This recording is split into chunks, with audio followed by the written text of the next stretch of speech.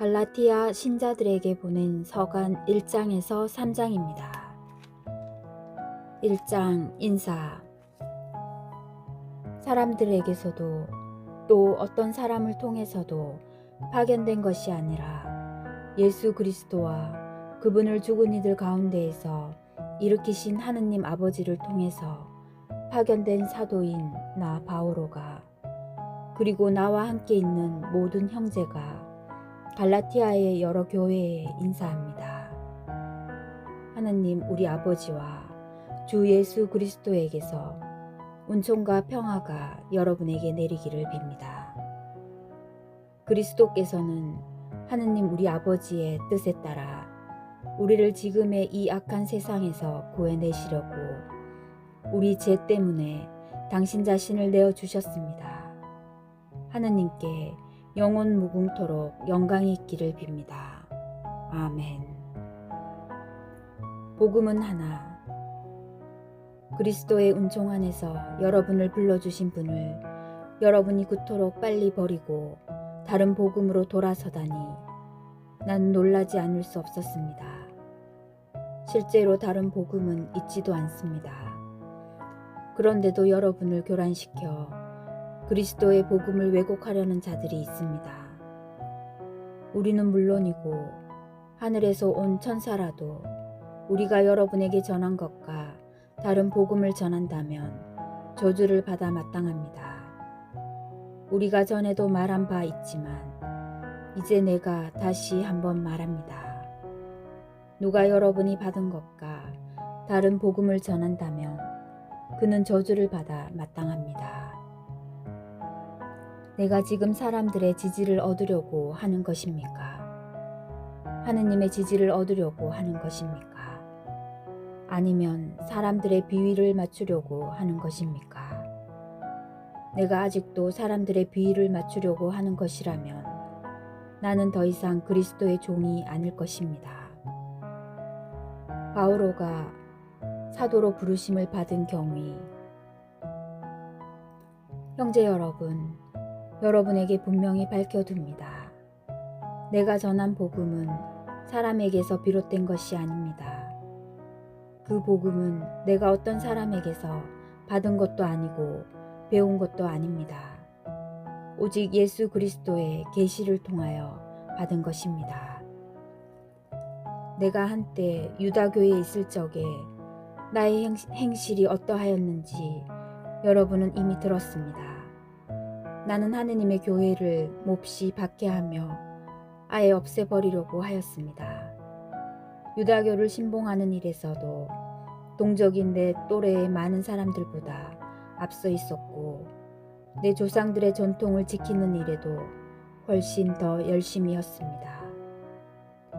그러나 어머니 뱃속에 있을 때부터 나를 따로 뽑으시어 당신의 은총으로 부르신 하느님께서 기꺼이 마음을 정하시어 내가 당신의 아드님을 다른 민족들에게 전할 수 있도록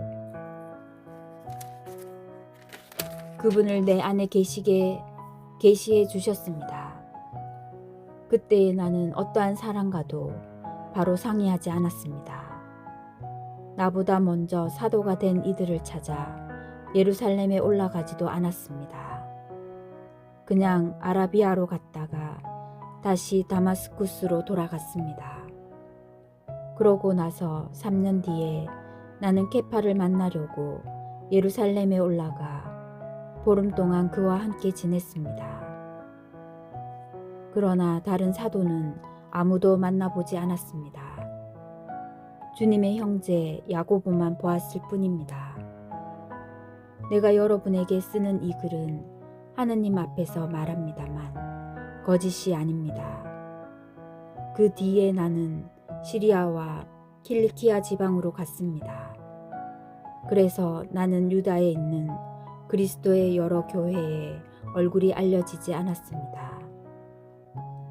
그들은 한때 우리를 박해하던 그 사람이 지금은 자기가 한때 그렇게 없애버리려고 하던 믿음을 전한다는 소문만 듣고 있었습니다. 그리고 그들은 나 때문에 하느님을 찬양하였습니다. 2장 예루살렘 사도회의. 그러고 나서 14년 뒤에 나는 바르나바와 함께 티토도 데리고 예루살렘에 다시 올라갔습니다. 나는 계시를 받고 그리로 올라갔습니다. 그리고 내가 다른 민족들에게 선포하는 복음을 그곳 주요 인사들에게 따로 설명하였습니다. 내가 지금 하고 있는 일이나 전에 한 일이 허사가 되지 않게 하려는 것이었습니다. 나와 함께 있던 티토는 그리스 사람이었는데도 할례를 강요하지 않았습니다. 몰래 들어온 거짓 형제들 때문에 문제가 있기는 하였습니다. 그들은 우리를 다시 종으로 만들기 위하여 우리가 그리스도 예수님 안에서 누리는 자유를 엿보려고 몰래 들어온 자들입니다. 그러나 복음의 진리가 여러분과 함께 길이 머물도록 하려고 우리는 그들에게 잠시도 양보하지 않았습니다. 주요하다는 그 인사들 쪽에서는 그들이 한때 어떤 사람들이었든지 나에게는 아무 상관도 없습니다. 하느님께서는 사람을 차별하지 않으십니다. 그 주요 인사들은 나에게 아무것도 따로 부과하지 않았습니다. 그들은 오히려 베드로가 할례 받은 이들에게 복음을 전하는 일을 위임받았듯이 내가 할례 받지 않은 이들에게 복음을 전하는 일을 위임받았다는 사실을 알게 되었습니다. 할례 받은 이들을 위하여 베드로에게 사도직을 수행하게 해주신 분께서 나에게도 다른 민족들을 위한 사도직을 수행하게 해주셨기 때문입니다. 그리고 교회의 기둥으로 여겨지는 야고보와 케파와 요한은 하느님께서 나에게 베푸신 은총을 인정하고 친교의 표시로 나와 바르나바에게 오른손을 내밀어 악수하였습니다. 그리하여 우리는 다른 민족들에게 가고 그들은 할례 받은 이들에게 가기로 하였습니다. 다만 우리는 가난한 이들을 기억하기로 하였고 나는 바로 그 일을 열심히 해왔습니다. 바오로가 베드로를 나무라다. 그런데 케파가 안티오키아에 왔을 때 나는 그를 정면으로 반대하였습니다. 그가 단죄받을 일을 하였기 때문입니다. 야고보가 보낸 사람들이 오기 전에는 다른 민족들과 함께 음식을 먹더니 그들이 오자 할례 받은 자들을 두려워한 나머지 몸을 사리며 다른 민족들과 거리를 두기 시작하였던 것입니다. 나머지 유다인들도 그와 함께 위선을 저지르고 바르나바까지도 그들과 함께 위선에 빠졌습니다. 그러나 나는 그들이 복음의 진리에 따라 올바른 길을 걷지 않는 것을 보고 모든 사람 앞에서 케파에게 말하였습니다. 당신은 유다인이면서도 유다인으로 살지 않고 이민족처럼 살면서 어떻게 이민족들에게는 유다인처럼 살라고 강요할 수가 있다는 말입니까? 믿음으로 얻는 구원. 우리는 본디 유다인으로 죄인들인 이민족이 아닙니다. 그러나 사람은 율법에 따른 행위가 아니라 예수 그리스도에 대한 믿음으로 의롭게 된다는 사실을 우리는 알고 있습니다. 그래서 우리는 율법에 따른 행위가 아니라 그리스도에 대한 믿음으로 의롭게 되려고 그리스도 예수님을 믿게 되었습니다. 어떠한 인간도 율법에 따른 행위로 의롭게 되지 않기 때문입니다. 그런데 그리스도 안에서 의롭게 되려고 애쓰는 우리 자신도 죄인으로 드러난다면 결국 그리스도께서 죄의 종이시라는 말입니까? 결코 그렇지 않습니다. 내가 헐어버린 것을 다시 세운다면 나 자신이 범법자임을 증명하는 것입니다.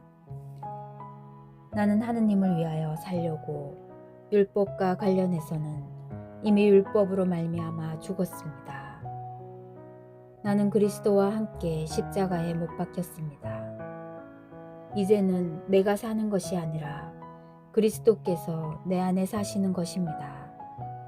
내가 지금 육신 안에서 사는 것은 나를 사랑하시고 나를 위하여 당신 자신을 바치신 하느님의 아드님에 대한 믿음으로 사는 것입니다. 나는 하느님의 은총을 헛되게 하지 않습니다. 그런데 율법을 통하여 의로움이 온다면 그리스도께서 헛되이 돌아가신 것입니다. 3장 율법과 성령. 어리석은 갈라티아 사람들이여, 예수 그리스도께서 십자가에 못 박히신 모습으로 여러분 눈앞에 생생히 새겨져 있는데 누가 여러분을 호렸단 말입니까? 나는 여러분에게서 이 한 가지만은 알고 싶습니다. 여러분은 율법에 따른 행위로 성령을 받았습니까? 아니면 복음을 듣고 믿어서 성령을 받았습니까? 여러분은 그렇게도 어리석습니까? 성령으로 시작하고서는 육으로 마칠 셈입니까? 여러분의 그 많은 체험이 헛일이라는 말입니까? 참으로 헛일이라는 말입니까? 그렇다면 여러분에게 성령을 주시고 여러분 가운데에서 기적을 이루시는 분께서 율법에 따른 여러분의 행위 때문에 그리하시는 것입니까? 아니면 여러분이 복음을 듣고 믿기 때문에 그리하시는 것입니까? 율법과 믿음. 이는 아브라함의 경우와 같습니다. 그가 하느님을 믿으니 그것이 그의 의로움으로 인정되었습니다. 그래서 믿음으로 사는 이들이 바로 아브라함의 자손임을 알아야 합니다. 성경은 하느님께서 다른 민족들을 믿음으로 의롭게 하신다는 것을 내다보고 모든 민족들이 내 안에서 복을 받을 것이다 하는 기쁜 소식을 아브라함에게 미리 전해 주었습니다. 그러므로 믿음으로 사는 이들은 믿음의 사람 아브라함과 함께 복을 받습니다. 율법에 따른 행위에 의지하는 자들은 다 저주 아래 있습니다. 율법서에 기록된 모든 것을 한결같이 실천하지 않는 자는 모두 저주를 받는다고 성경에 기록되어 있기 때문입니다. 그러나 하느님 앞에서는 아무도 율법으로 의롭게 되지 못한다는 것이 분명합니다. 의로운 이는 믿음으로 살 것이다 하였기 때문입니다. 율법은 믿음과는 관련이 없습니다. 그 규정들을 실천하는 이는 그것들로 살 따름입니다. 그리스도께서는 우리를 위하여 스스로 저주받은 몸이 되시어 우리를 율법의 저주에서 속량해 주셨습니다. 성경에 나무에 매달린 사람은 모두 저주받은 자다 라고 기록되어 있기 때문입니다. 그리하여 아브라함에게 약속된 복이 그리스도 예수님 안에서 다른 민족들에게 이르러 우리가 약속된 성령을 믿음으로 받게 되었습니다. 율법과 약속. 형제 여러분, 내가 인간의 관례에 따라 이야기해 보겠습니다. 한 사람의 유언도 옳게 작성된 것이면 아무도 폐기하거나 무엇을 첨가할 수가 없습니다. 하느님께서 아브라함과 그의 후손에게 약속을 해 주셨습니다. 그런데 많은 사람을 뜻하는 후손들에게가 아니라 한 사람을 뜻하는 너의 후손에게 라고 하셨습니다. 이분이 곧 그리스도이십니다. 내가 말하려는 것은 이렇습니다. 하느님께서 예전에 옳게 맺으신 계약을 430년 뒤에 생겨난 율법이 파기하여 그 약속을 무효로 만들 수 없다는 것입니다. 상속재산이 율법에 근거한다면 그것은 결코 약속에 근거한 것이 될 수 없습니다. 그러나 하느님께서는 그것을 약속에 따라 아브라함에게 은혜로이 주셨습니다. 그렇다면 율법은 무엇을 위한 것입니까? 약속을 받은 그 후손이 오실 때까지 사람들의 범법 때문에 덧붙여진 것입니다. 율법은 천사들을 통하여 중개자의 손을 거쳐 공포되었습니다. 중개자는 한 분만의 중개자가 아닙니다. 그런데 하느님은 한 분이십니다. 그렇다면 율법이 하느님의 약속과 반대된다는 말입니까? 결코 그렇지 않습니다. 만일 생명을 가져다 줄 수 있는 율법을 우리가 받았다면 분명 의로움도 율법을 통하여 왔을 것입니다. 그러나 성경은 모든 것을 제 아래 가두어 놓았습니다. 그리하여 예수 그리스도에 대한 믿음을 통하여 믿는 이들이 약속을 받게 되었습니다. 믿음이 오기 전에는 우리가 율법 아래 갇혀 믿음이 계시될 때까지 율법의 감시를 받아왔습니다. 그리하여 율법은 우리가 믿음으로 의롭게 되도록 그리스도께서 오실 때까지 우리의 감시자 노릇을 하였습니다. 그러나 믿음이 온 뒤로 우리는 더 이상 감시자 아래 있지 않습니다. 여러분은 모두 그리스도 예수님 안에서 믿음으로 하느님의 자녀가 되었습니다. 그리스도와 하나 되는 세례를 받은 여러분은 다 그리스도를 입었습니다. 그래서 유다인도 그리스인도 없고 종도 자유인도 없으며 남자도 여자도 없습니다. 여러분은 모두 그리스도 예수님 안에서 하나입니다. 여러분이 그리스도께 속한다면 여러분이야말로 아브라함의 후손이며 약속에 따른 상속자입니다. 주님의 말씀입니다.